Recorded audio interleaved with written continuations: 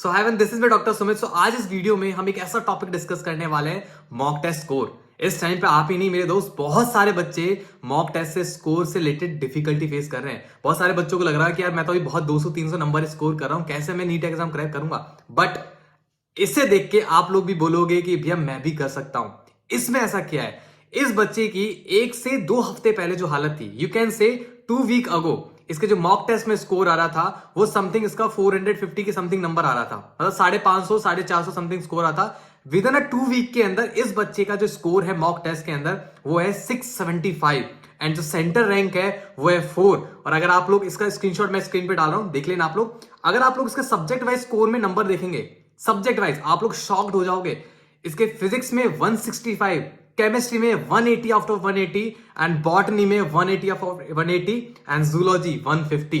You can't imagine कि इस बच्ची ने सिर्फ 2 वीक के अंदर ये कैसे किया। ये मेरी पर्सनल मेंटी है और आज इसका पूरा सच मैं आप सभी के साथ रिलीव करूंगा कि इसने ऐसा क्या किया कि 2 हफ्ते के अंदर इसका इतना अच्छा खासा स्कोर आया। और सेम चीजें, सेम पैटर्न, सेम टेक्निक्स मैं भी मेरे टाइम पे एग्जाम के टाइम फॉलो करता था और अच्छा खासा स्कोर करता था। तो आज इस वीडियो में कुछ ये डायरीज का डिस्कस करूंगा, इस डायरी के अंदर क्या क्या करना है, बहुत सीक्रेट है। और कुछ पेपर्स आप सभी के साथ डिस्कस करूंगा। इनको डिस्कस करने के बाद आपको एक जिस्ट मिलेगा कि मुझे एक्चुअल में हर एक मॉक टेस्ट में अच्छा स्कोर करना है तो क्या करना है। जो सबसे इंपॉर्टेंट होता है मॉक टेस्ट पेपर एनालिसिस।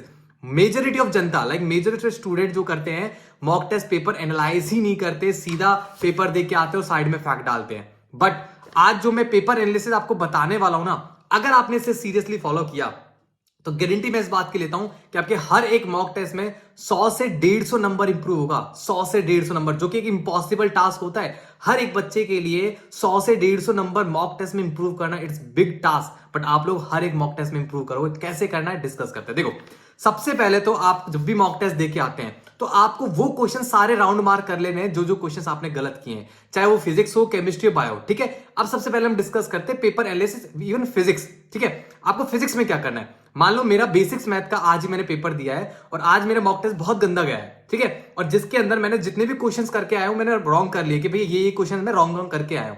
अब मैं क्या करूंगा, पेपर एनालिसिस कैसे करूंगा। जो क्वेश्चंस मैंने गलत किए हैं सबसे पहले मैं आइडेंटिफाई करूंगा कि ये क्वेश्चंस किस टॉपिक से बिलोंग करते हैं, किस चैप्टर से बिलोंग करते हैं। तो मैं डायरी लूंगा। ठीक है, तो सबसे पहले मैं नोट्स उठाऊंगा।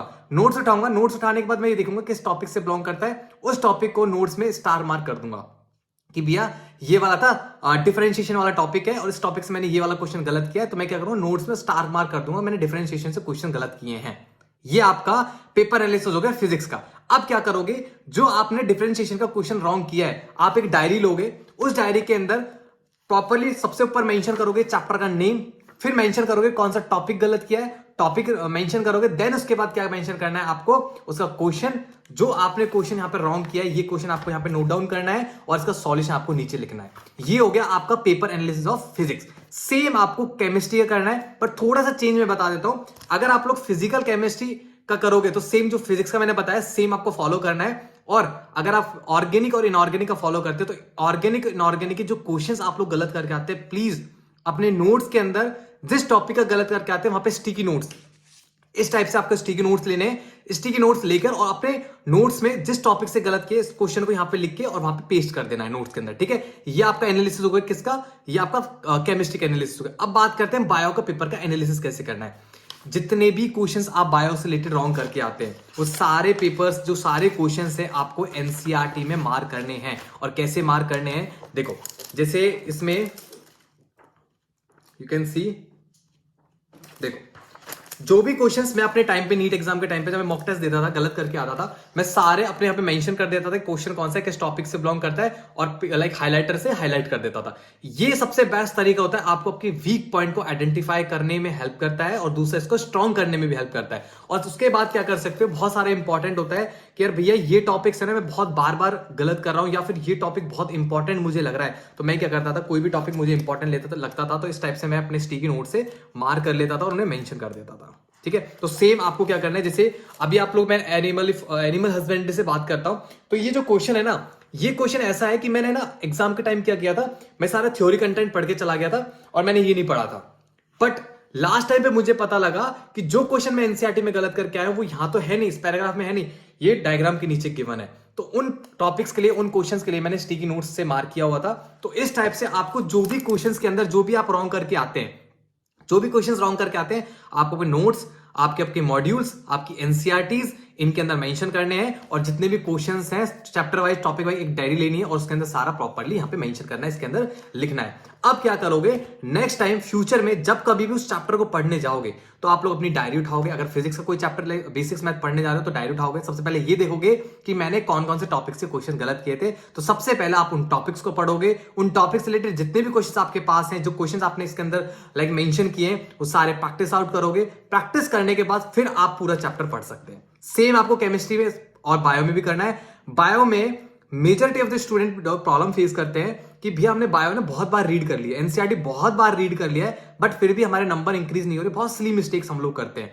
तो जब भी आप लोग अपना मॉक टेस्ट दोगे तो जो भी क्वेश्चंस आप लोग अपने मॉक टेस्ट में रॉन्ग करके आओगे, सारे रॉन्ग क्वेश्चन अपने एनसीईआरटी में मेंशन करोगे, और जब कभी भी एनसीईआरटी रीड करोगे तो उनको जरूर देखना है। और लास्ट टाइम पे एग्जाम को, लास्ट मोमेंट पे एग्जाम देने से पहले एक बार उन्हें जरूर रिवाइज करना है। ऐसे धीरे धीरे धीरे देखना आपकी जो नंबर है हर एक मॉक टेस्ट में इंप्रूव होगा। तो यही सेम सीक्रेट था। इस बच्चे को मैंने बहुत सुपरफिशियली बताया था, बट इसने बहुत अच्छे से फॉलो किया और इसका जो स्कोर है बहुत ही माइंड ब्लोइंग स्कोर है गाइस। सो सेम आप लोगों को करना है। हाँ, थोड़ा टाइम कंज्यूमिंग हो सकता है कि जब पेपर एनालाइज आप स्टार्टिंग में करने बैठे तो 3 से 4 घंटे आपको लग सकते हैं, बट जो इसका रिजल्ट होगा वो बहुत अच्छा होगा। आप लोग खुश हो जाओगे कि हाँ यार, अब नंबर मेरे इंक्रीज हो रहे हैं। आपको बहुत मोटिवेट फील होगा, हाँ मैं कर रहा हूँ और मेरी मेहनत अब रंग ला रही है। ठीक है, so all the very very very very best. Telegram आप लोग ज्वाइन कर सकते हैं, टेलीग्राम की लिंक डिस्क्रिप्शन में गिवन है। वीसी हम लोग कंडक्ट करते हैं, मैं इवन खुद पर्सनली कंडक्ट करता हूं। आप लोग के जो भी मेजर इश्यूज हैं, कुछ भी पर्सनल इश्यूज हैं, आप लोग मुझे शेयर कर सकते हैं, हम लोग को डील करके सॉल्व भी कर सकते हैं। ठीक है, so all the very very very very best. अच्छे से प्रिपरेशन करें। Bye bye.